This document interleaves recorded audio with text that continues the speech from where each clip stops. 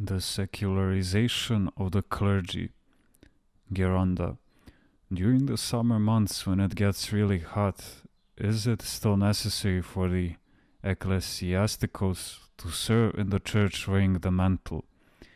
I am having such a hard time in the heat. Oh, the state of monastic life these days. What can I say? Saint Athanasius the Athonite wore a thick garment and a very heavy cross as part of his ascetic discipline. And look at us today.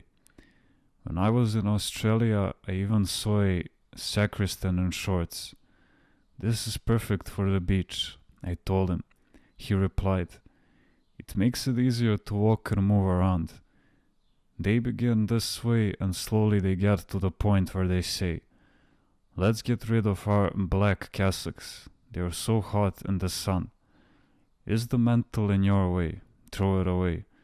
Is your headscarf a nuisance because it makes you sweat? Get rid of it. This is where we are heading. Listen, my child. Isn't it better if we each find a way to solve this problem? If you are hot, wear fewer clothes underneath." Geronda. Should someone take off the cassock and wear only the mantle? And the priests then should remove their under cassock entery and wear only their trousers. Now, what am I supposed to say? The mantle is the proper garment of the monk. It is granted to all newly tonsured monks, as well as to those who bear the great schema. During the tonsuring, the mantle is worn by the sponsoring senior monk, who after vesting the new monk with a cassock, removes his mantle and places it upon him. I was really impressed by the fact that some women in Alexandria, Egypt, where it gets very hot, still keep their tradition and dress in black, and yet we find it hard to bear the cassock which has been bequeathed to us by our fathers. Geronda. Where there is this expression, is it really the cassock that makes the priest? Well, think of two olive trees, one with leaves and the other without. Which one of the two do you prefer?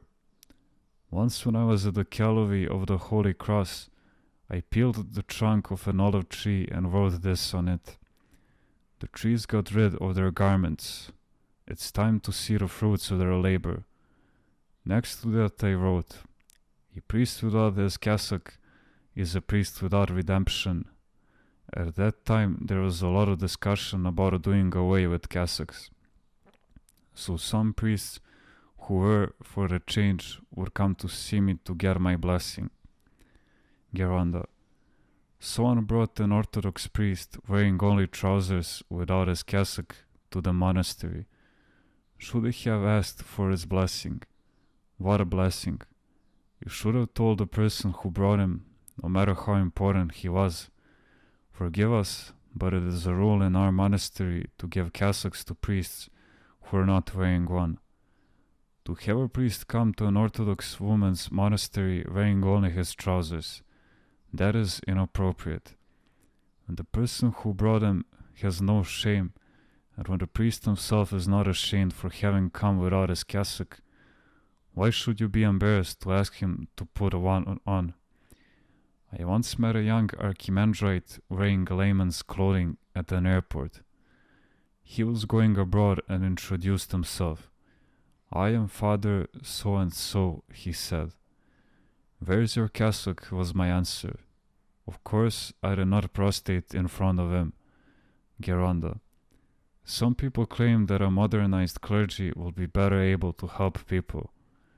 When Patriarch Demetrius visited the seminary of the Holy Cross in the United States, a few pious American students went up to him and said, "Your Holiness, don't you think it's time for our clergy to be more up to date?"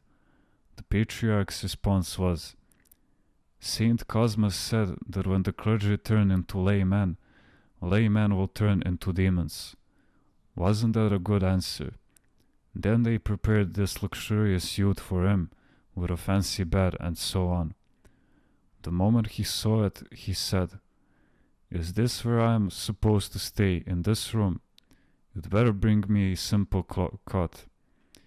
When a clergyman becomes worldly, he becomes the devil's candidate. Geronda, should we make sacred vestments a little simpler?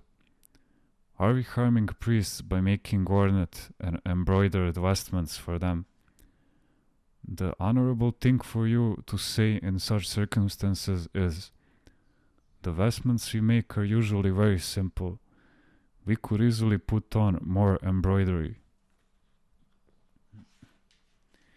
But we avoid it because we are troubled by the thought that when people see it, they will be scandalized."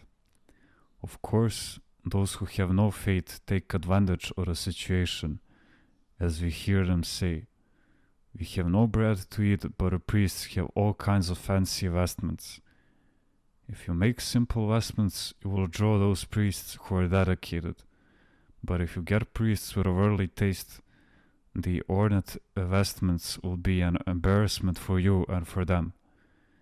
It is appropriate to put more embroidery on the covers of the holy altar and the holy gifts, but you should avoid placing crosses too low on the sticharia and the phallonia.